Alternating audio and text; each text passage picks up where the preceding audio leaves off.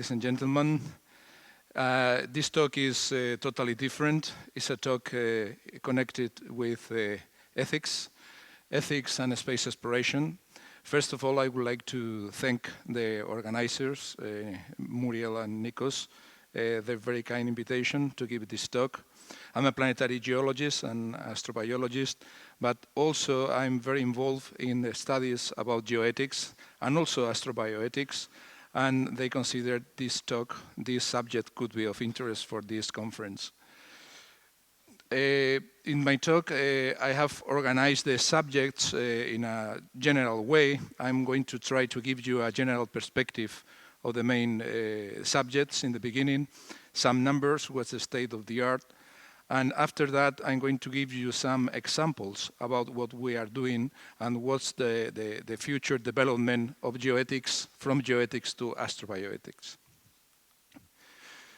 Well, as you know, we have new skills and tasks linking different disciplines. Also, this involves planetary exploration and astrobiology.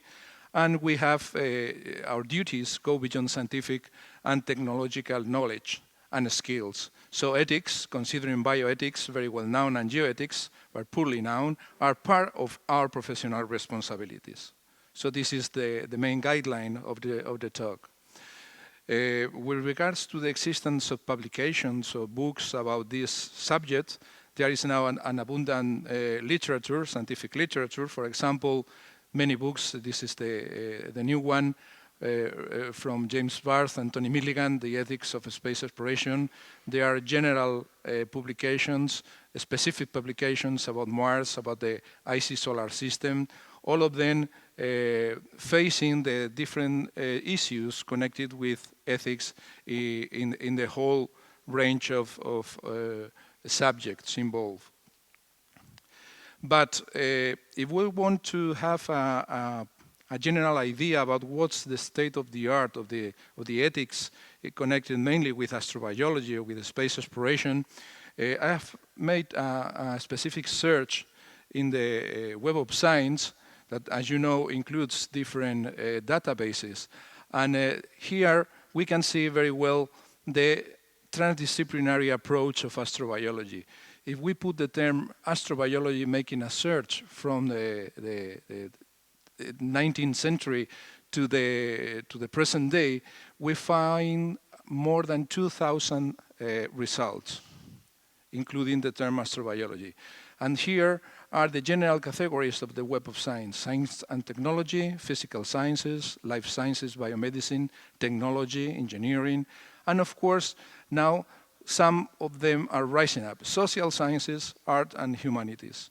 So this is very important because it's giving us a flavor of the context of the framework of astrobiology.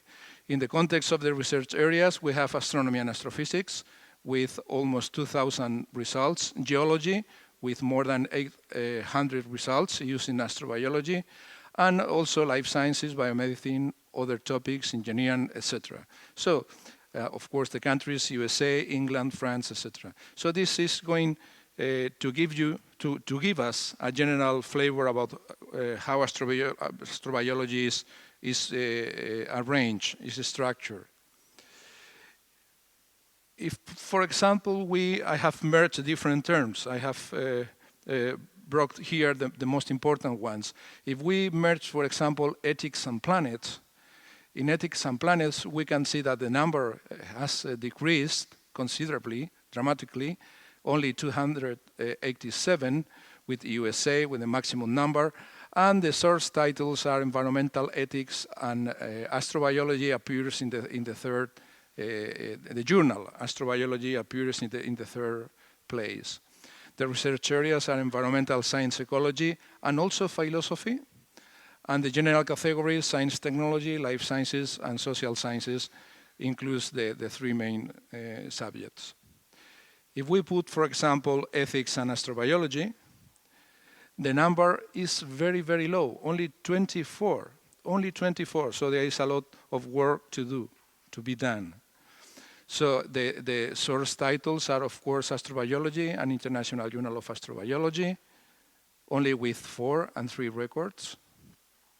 The research areas are astronomy and astrophysics and philosophy, and the general category is science technology with 20 and life science biomedicine with 15.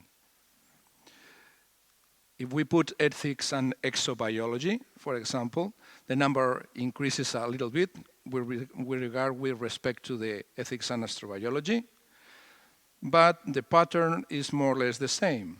So USA, engineering, astronomy and astrophysics and philosophy as research areas, and the source titles, International Journal of Astrobiology, Astrobiology and Origin of Life and Evolution of the Biosphere as journals. And the general categories, science and technology, and life science and biomedicine.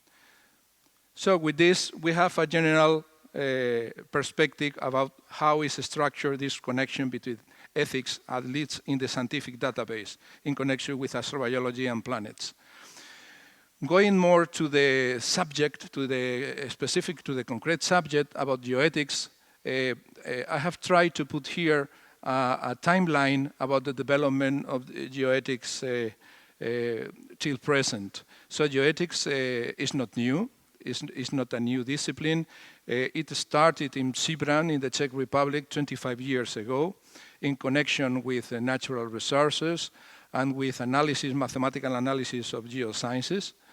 And from 1991 to 2004, there were different contributions around different aspects related with the Earth, with our planet, connecting ethics and geosciences in all international geological congresses, in Japan in 1992, China in 1996, in Brazil in 2000, in Italy 2004. And here I proposed for the first time, I realized for the first time the significance of trying to extrapolate the geoethics towards space, towards planetary geology, in the same way that geology and planetary geology can be considered equivalent in their extrapolation to space. Also geoethics as planetary geoethics and also astrobiology. In 2010,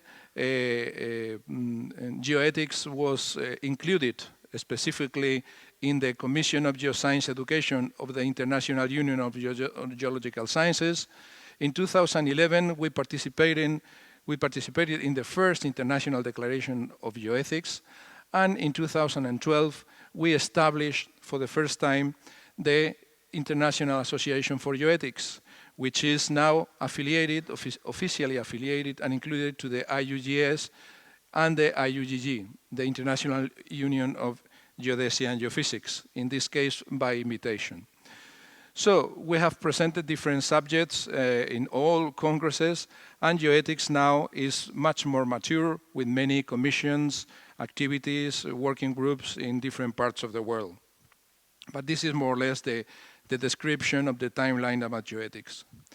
Well, the main idea of geoethics, well, this is our website. You can include yourself for free. Well, our association comprises 46 countries. It's a very big association. We have companies and agreements with more than 12 societies and associations, and also most memorandum of understanding with the European Federation of Geologists, with the Geological Society of Africa, with International Geoscience Education, with the Geoscience Information, with many different organizations.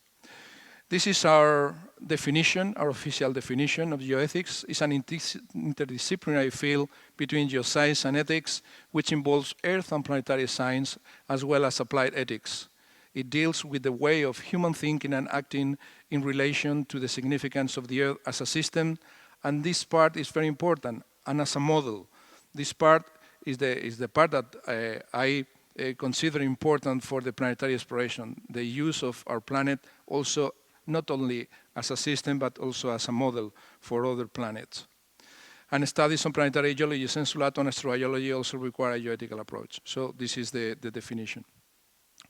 One of the last actions, I'm very proud for this, is that we participated by invitation in the International Center for Theoretical Physics, in the Abdus Salam International Center for Theoretical Physics, the ICTP, in Trieste the last year, in the conference about future of Earth, space, science, and education, because we consider that it's very important to face all ethical problems in the context of education. Education and ethics, in our opinion, are two important subjects which should be linked. And we promoted and we yield this declaration on future Earth and space science education, in which different organizations, the IAU, the IUGS, IUGG, many different organizations, also our organization, the International Association for Geoethics, participated. So, talking about geoethics, well, the main idea about geoethics is the same about bioethics. So bioethics is not only the combination of biology or bioscience and ethics, it's a little bit more, it's a step forward, because it's the whole is more than the sum of the parts. So in the same way that for bioethics is not the same to study microbes, mice or humans, because the ethical protocols should be different. Also in geoethics, the idea is that we have to have a very well knowledge, scientific knowledge about the problem. It's not the same, the application of the ethical codes, the ethical protocols for environmental issues, or for mining geology, or for climate change, or for planetary studies. So we need the merging of the expertise, of the skills of scientists and also ethicists. So, and this is the way forward for astrobioethics, but I don't want to advance this subject. So these are generic, of course, generic aspects related with ethics in general: honesty, objectivity, integrity, carefulness, openness, confidentiality, respect for intellectual property, responsible publication, responsible mentoring, respect for colleagues, social responsibility, non-discrimination, competence, legality, geodiversity care, and of course, in my opinion, one of the most important one, geoscience and human subjects protection. Well, going to space, or to planetary and space exploration, well, we know that COSPAR is obvious that there is a connection about ethics and the planetary protection activities. So COSPAR planetary protection policy, in coordination with the UN, serves as the consensus standard for biological contamination prevention under the 1967 Outer Space Treaty. And in general terms, Space Agency planetary protection policies are mostly consistent with the COSPAR policy. We know this. But we think, and we have proposed also in COSPAR, that the incorporation through geoethics of new questions and approaches associated to the abiotic world, not only the biological contamination, but other aspects, would involve extrapolating to space the IUGS guidelines and the recently defined and approved IUCN. The IUCN is the International Union of Conservation Nature. This could be served also for other planets. Recommendations on geodiversity as planetary geodiversity, and also it would widen the classical concept of planetary protection, giving an additional abiotic dimension to the exploration and research of the asteroids, the Moon and Mars, and of course other planetary bodies. So I have brought here some specific example linked to the study of asteroids, to the Moon, Mars, and also the study of Earth analogs, because the Earth analogs are being a pillar very important for the study of planetary subjects. For example, in connection with meteorites, these are some analyses that we have done. In connection with meteorites, we have identified the scientific study of the abiotic nature and all features of the planetary bodies, including terrestrial analogs. In A1, regarding meteorites, we know that the legislation about meteorites is not the same in all countries. Each country has its own legislation, but we are talking about ethics, not only legislation, because there are two different aspects. Some issue could be legal, but maybe not ethical. So we know meteorites are not only crucial pieces of the solar system geodiversity, because they come from the asteroids, Mars, and the Moon, but also they build and influence the Earth systems. So they are important per se. They are important per se, and we have to define specific protocols, ethical protocols, depending if we are working with carbonaceous chondrites, or achondrites, or mesosideриtes, or Martian meteorites, or lunites, for example. We have identified other aspects regarding meteorite collectors or suppliers. These are more related with integrity, for example. Some geoethical problems are often related with a lack of knowledge or clear illegalities. For example, the illegal traffic of meteorites, the intention of hassling and fraudulent maneuvers regarding authenticity and sources of the find, of the meteorite find, spurious interest, or problems regarding geoscientists or scientists in general and host institutions.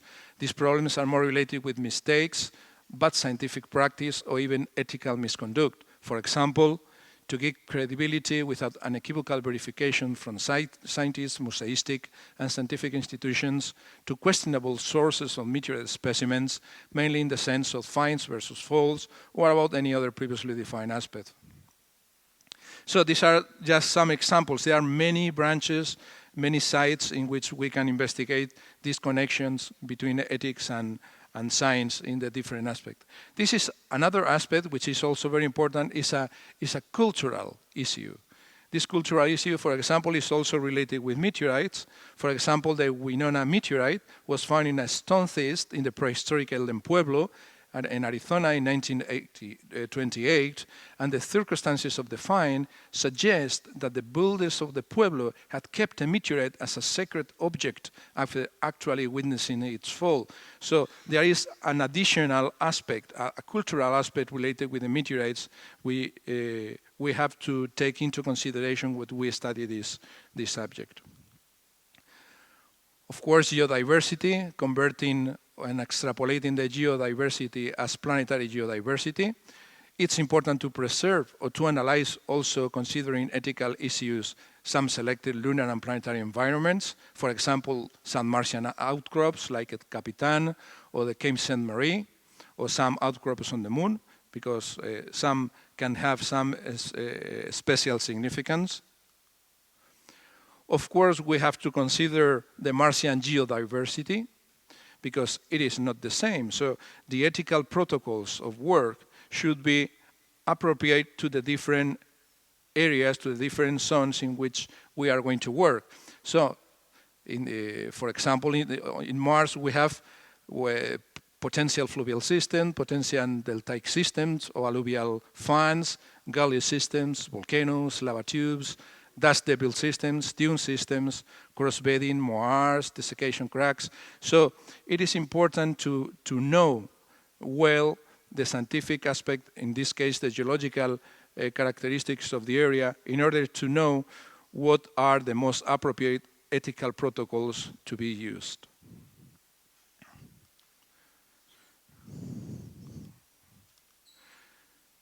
Well, this is planetary protection. It's the same that I show.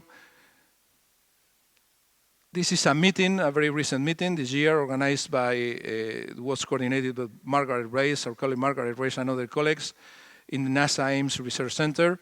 And they have considered these points because they have considered the ethical issues in this meeting about planetary protection knowledge gaps for human extraterrestrial missions. For example, I have identified in the study group 1 the appropriate ethical and operational guidelines for human missions to Mars with a question mark. And also the point 3.2, study area 1, the group also identified questions about the ethical and operational ground rules for fatalities or contagion during missions. So ethics, fortunately, is present now also in planetary protection.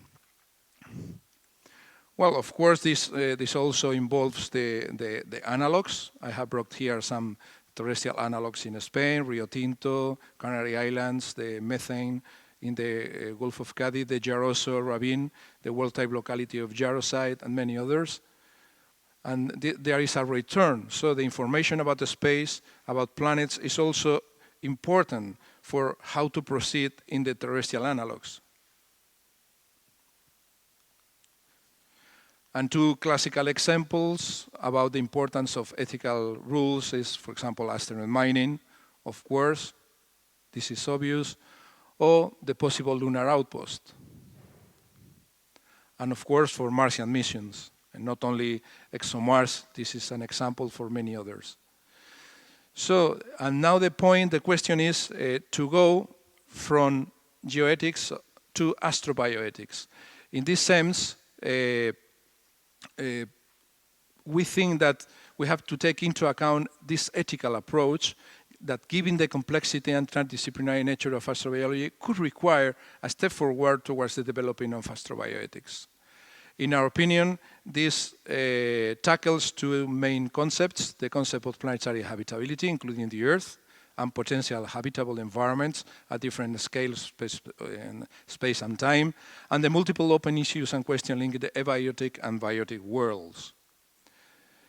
In this framework, in this framework, we established this year, in 2016, in January, for the first time, the International Working Group on Astrobioethics, in collaboration with Muriel, in the context of our association. And now this working group is open for you all, for comments and for your inputs and remarks. And everyone is, of course, welcome to join the group at your convenience. Well, we realize in the analysis about the term astrobioethics, writing astrobioethics in the Web of Science database, there are no results about this term.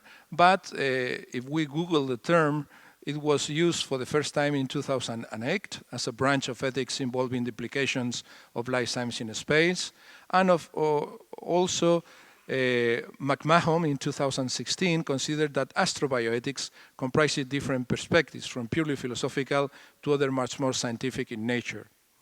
And with regards to the main task of our working group, is to analyze the potential societal and ethical implications related to astrobiology, taking into account the complexity of the connections between its main scientific issues and goals, and from microbes to humans, and from the Earth to space environments. We have putting on the table some questions. For example, should ethics limit the production of knowledge and new discoveries in space science? Who determines the value of space? Scientists, politicians, society in general, others? Some colleagues rose up the concept of the stewardship, because they think that, as you know, stewardship envisions humans not as owners of the solar system, but as responsible managers of its wonder and beauty. So maybe other talks can speak about this subject. And of course, there are many open questions. I have proposed to establish a survey. This is a preliminary questionnaire. For example, with what's the astrobiotical issue concerning you? What astrobiotical options can you identify in a mission? What are the relevant interests in the situation? What astrobiotical and general scientific technological guidance can you derive from sources of authority? Are there any broader astrobiotical considerations that you need to take into account? Who have you consulted to discuss this astrobiotical issue with, and what was their advice? And how to proceed, considering this question. This is also an example. There are many other examples of surveys. Well, just to finish, we have also incorporated geoethics and this astrobioethical perspective in our courses. These are our courses because we think that ethics and education should be linked. These are the 4 courses that we have offered in Spain about planetology and astrobiology, natural catastrophes and extinction event, and about Mars. This is the 2nd edition of the course, which finished this month. It was organized by our network, the Planetology and Astrobiology Network of Spain, and the Association of Geologists and the Institute of Geoscience through the School of Professional Geology.